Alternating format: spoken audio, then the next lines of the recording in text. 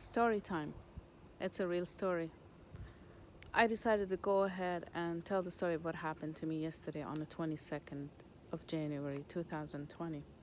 I want to make sure that it's an awareness for every woman out there. I want everyone to be cautious and not to fall in the trap of those scammers that are trying to ruin your life. So the story start is like that. I was at a doctor office doing a small outpatient surgery, and when I was done, and I was trying to check out and to schedule a follow up. My sister in law was with me and holding my cell phone, and she said he got a phone call. So I picked up the phone, and there you go on the other line, a girl. The girl says, "Mom, Mom, help, help, Mom." And I could not really tell what she's saying, but I'll tell you for sure at that moment, I felt like this is not my daughter. There must be something wrong. And just right on the spot, a guy picked up the phone, says, "Hello, hi, ma'am. Who am I talking to?" Says, "What's going on? Can you tell me?" And in my heart, I'm sure it's not my daughter. And I was waiting for the guy just to go ahead and tell me my name or something and who's on the other line so I can confirm to him this is not my daughter. But he went and said, who am I talking to?" I says, "Can you tell me who's that? I need to know who am I talking to." And he said, "Ma'am, what's your daughter's name?" He changed this question and because he insisted twice to ask my name. And he said, "Go ahead. What's your daughter's name, ma'am?" So in my heart, the reason I uttered and went ahead and told him my daughter's name, because I was thinking he's trying to confirm the identity, my identity and my relationship to my daughter. So I went ahead and told him my daughter's name is this. And he said, "What's her last name?" And I said, "Is this." He says, "Okay, ma'am, I want you to calm down." Because I started like, "Tell me, who is this?" I was not really freaking out, but it's just like, what's going on? And he says, I need you to calm down. Your daughter," and he named her, and he said, "She went into a car accident. She's in a car accident. She's okay, but we need your help to calm down your daughter. Please help us." And at that moment, everything switched. And what happened is like, I don't want to mention my daughter's name. So he said, like, for example, Jessica really is in a car accident. He said, "Ma'am, Jessica is in a car accident. We need your help. Your daughter." He named her. So even though I'm the one who had the name, but it just, I don't know what happened. I don't know how can I say it. I'm uttering because it was really scary for me. And it switched all my doubts that it's not my daughter. I was like, oh my God. So maybe he was trying to confirm my identity and hers. And then when he found out it's me, and he says, "Okay, your daughter in a car accident. Your daughter is okay, but please, we need your help to calm her down. So please calm down, ma'am. Calm down. Please, we need you to calm down. And talk to your daughter. Here you go. Talk to your daughter." And then he handed me to the girl who's talking. And the girl again says, "Mom, I need your help." So because I come from a different culture and I speak Arabic, so I directly talked to my daughter in Arabic, and I said, "What's going on? Tell me, what's happening?" And all I heard is just like a very low voice. A girl says, "Mom," and I could not understand the rest. And then he grabbed the phone, or he pretended that he's grabbing a phone now because it was a day ago. I'm trying to recall all the details. Maybe it's a small recording. He's just trying to pretend. So the story goes like that. And I'm sorry, I'm trying to recall my thoughts. He said, "Ma'am, calm down." I started to really collapse. And the nurses there in the doctor office says, "What's going on?" My sister-in-law is like screaming, "What's happening?"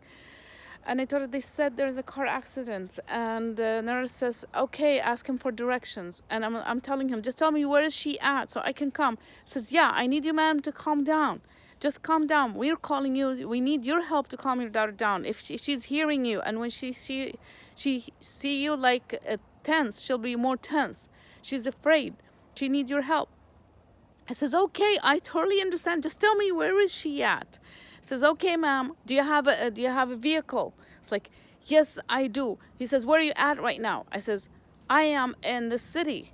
And then I forgot I was in totally different cities. Like, no, I'm in there. Where is she? Just tell me where is she so I can come to her. And I started at that time like getting almost a heart attack.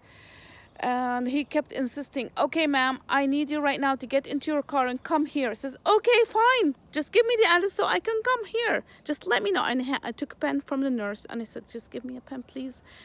And I wanted to write down the address. And he still insists, like, okay, are you listening, ma'am? Please calm down. And at that time, I literally collapsed. I went on the ground. The nurse is trying to pull me up. And I said, don't worry, I'm okay. Just I'm trying to focus. Just give me the address. And this guy is still insisting, okay, do you have somebody with you, ma'am? It's like, yes, I do have somebody. Just tell me what's happening. And he said, okay, I need you to get in a car. Who is with you? I said, my sister-in-law. Says, okay, both of you get in a car and I'll give you directions. Says, just give me the address because I can put it on the GPS. I did not even remember to tell him I'm going to put it on the GPS because it was the moment. It was so scary. I could not even record this video yesterday until midnight. I was like, oh my God. I was retelling the story for my daughter and I was crying. So I just said that so to let you know she's okay. And he started, and then it's like he insisting, like, come. So the nurse telling me, call 911. And I hang up the phone because he's not really giving me any information and I need to know where's my daughter. I have another line. I have another phone. So I decided to call her because I wanted to make sure, because I'm playing it smart. I believe it and I don't believe it at the same time, because from my first instinct, that voice is not my daughter. But just because all the incidents went after each other just got me so puzzled. I wasn't sure. It's like I believe the idea that he confirmed my daughter identity, and then he's telling me she is in an accident. I called her right away. She did not pick up. Oh my God, that was the first time my daughter's when I called her, it went directly to voicemail. Oh, I got so scared. It just happened in a flash of a second, 2 seconds, and the guy called back again. And I don't recall what happened. But anyway, the nurse talked to him, because first I told him, I'm sorry, I'm trying to reach my husband. I'm coming. Give me the address. And he would not, because I totally collapsed. I cannot focus. I gave the phone to the nurse, and then she's trying to check his identity and telling him, okay, give us the address so she can come and everything. And he would not. And then suddenly I called my husband at the same time to tell him, I got a call. My daughter is in a car accident. We need to go check. He freaked out, says, what's going on? So I gave the phone to my sister-in-law to explain to him, because I cannot explain anymore. And then I heard the guy start cussing. Okay. He started cussing. So definitely he's not an emergency guy. He's not EMT. She kept talking to him. I did not listen. I'm not listening anymore, but my fear switched. I was trying first of all to go back when I heard the voice, and he is insisting, get in the car. The reason I continue talking to him, I feel bad. I doubted my daughter. I felt, what if my daughter is in a place that she doesn't want me to know, and she's so scared and afraid. That's how I translate the voices that I was hearing from that girl, because it was not clear. Very low, Mom, and it's just like, and she's in pain. At the first pause, I was like, when I heard the voice and when he said, your daughter in a car accident, it's like, oh my God, my daughter's future is gone. Maybe she lost her leg, something happened, she's gonna become handicapped. Just like all these thoughts got directly, yes, I know my daughter is fine because she's talking to me, but it was so scary. It was so heartbreaking. And then the second time when I heard him cussing, I was like, oh my God, she's been kidnapped. I'm sorry, guys. So I tried to hold my emotions, sorry. To go back to the story, he hung up. She hung up. The nurse, I'm not sure how it happens. I called 911. They told me, call 911. I am calling my daughter. I did not call 911. I called my husband. And I told him, please go to the UCI and check if she's okay. See if she's okay, because my daughter is in school studying medicine. And I said, just go ahead and check, please, if she's okay. He already on his way driving to get there. He just like trying to check, get information, wanted the phone number of this guy. And the nurses kept telling me, call 911. I'm calling my daughter, she's not answering. And that was, it just happened, a coincidence that she's not answering. And it's not even ringing, it's just going to voicemail. And that's what scared me. What if she's kidnapped? I called 911 trying to explain, could not explain, because my brain is all over. And I asked him, please, to talk to the nurse in the office. And the nurse explained to him. And they start asking me question, what's her friend's phone number? And it just happened, I don't have her friend's phone number. I have previous ones, but these new ones, I happen not to have their phone numbers. What does she do? I said she goes here and there, research, and does a lot of things in the work, and says, what's her work number? And believe it or not, I do not have her work phone number. And I kept searching. I got one of her friend's phone number that is not with her in the class now. She went to a different university.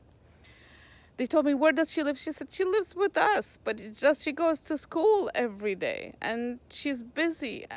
And says, where is she at right now? And then I just remembered my husband on the other line talking to me, and the nurse asked me questions from 911. And it's like, okay, yeah, my husband has a schedule, because she happened to email it to him, her recent schedule, her calendar.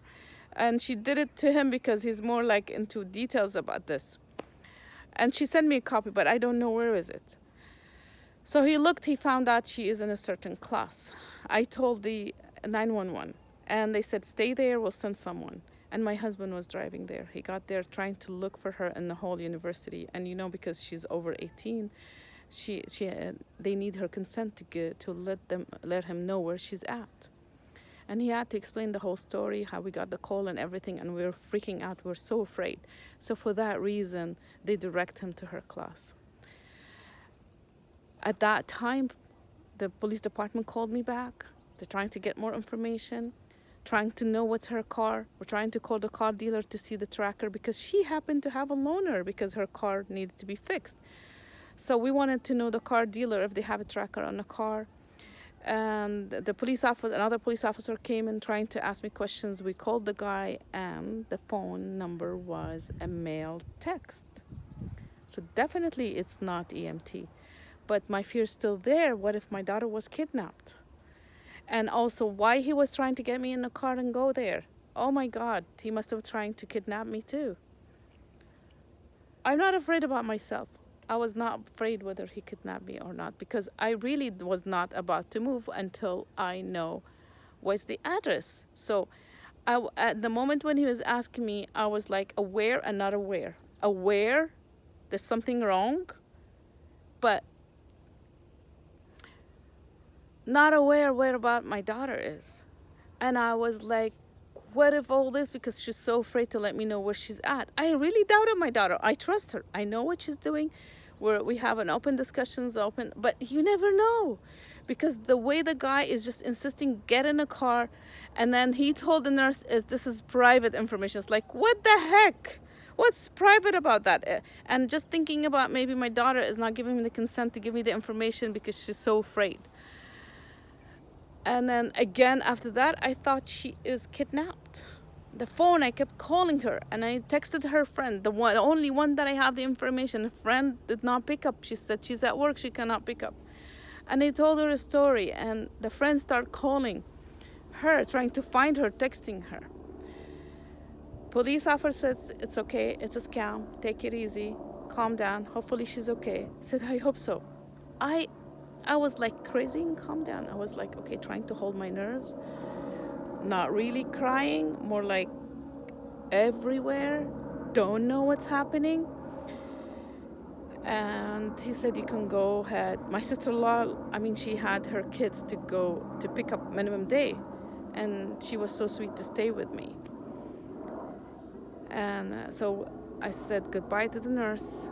I thanked them for their help, went down outside the building, and there you go, I got the call from my husband to tell me I found her.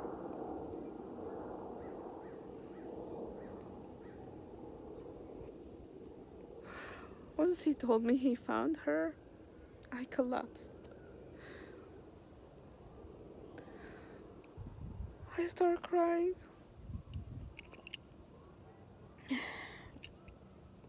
I started crying. Even though it's a good news.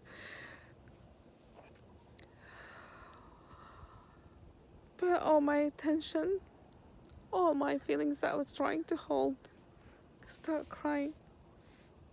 Went down on the ground, trying to calm down. I cannot tell you it's a happiness cry. It's just more relief. It's more like, oh my God, what if it's true? And in a very short moment, I thought of Kobe Bryant's wife, and thinking about her getting news about her daughter and her husband. Thank God I was saved by God, and my daughter was saved. That none of that, it was a scam. But it was hard. It was a lesson learned. I got in a car. Supposedly my sister-in-law was supposed to drive me back home because I was not capable of driving after what I came out. I didn't know. I sat down in the driver's seat with that thinking. All my nerves or my body, just like I felt like I have no muscles anymore in me. She is too. She was crying too. She was trying to hold herself for me. And then my husband called back again, but I was talking to the police department. When I was done, hang up, my sister-in-law, she said, your daughter is with him. I called back right away. Talking to my daughter, just when I heard her voice, again I started crying. I could not hold my feelings, and I kept telling her, I need you to send me all your friend contacts. I need you to send me the research place phone number. I need to send me everywhere. It's not just to check on you, because they're young, and they think, why should I give you all this? Like, it's just because of this situation. It took me 2 hours to find you. If I happen to have your friend's phone number, I would just call them, and they're closer to you. Oh, they will not do anything for you because I was in the class. She was doing a test, by the way. That's why her phone was off, because she put it on airplane mode so nobody distract her so she can do the test. But what a coincidence. I told her, I need your work phone number. I never really thought it's my fault. Never really asked her. I know where it is, but I never really got the phone number. So she got a little bit offensive, but she thought of it. She's very smart. She's very, caring. And then she sent me, and after that she sent their phone numbers, all her friends. And then she explained to me she has to take their consent to ask them, is that okay if I give your phone number to my parents, just for emergency? And they didn't mind. Story end there. Thank God I have my daughter. Nothing happened to her. But it's a lesson learned. I want you out there to be cautious. I am very aware of all the scammers, and I would never listen to people like that. But it just happened, the timing, the place. I was in a doctor office, getting out of a small outpatient surgery, not feeling good. When I heard the girl's voice, it was not my daughter, definitely. I was 100% sure it's not my daughter. The reason he requested the phone, the name, my name and my daughter's name. What made me give him the name is not because that's the right way, but for some reason, I thought he is trying to know if I am the right person or not. When I gave him her name, I thought the second sentence he's gonna utter is that, oh, sorry, ma'am, it's a wrong number. We need to call the right person and apologize and close, because I really believed it is a car accident, but I did not think it's my daughter at the first thing. So number 1 lesson, never give out your information to a stranger over the phone. If somebody called you telling you this, you request their names, you request the information. They're supposed to call and say, is this da-da-da-da-da-da? Is this your daughter's name and everything? Not the opposite, try to get the information from you. And God, I mean, they just tried and it just happened. I have a daughter. I was thinking, what if my daughter was next to me and this happened? I'll be laughing. But please be cautious out there. I really was that close to get a heart attack. I don't want any of that to happen to you. Have a great day and enjoy your life. God bless your family. God bless your kids. God bless your life. Smile. Life is too short.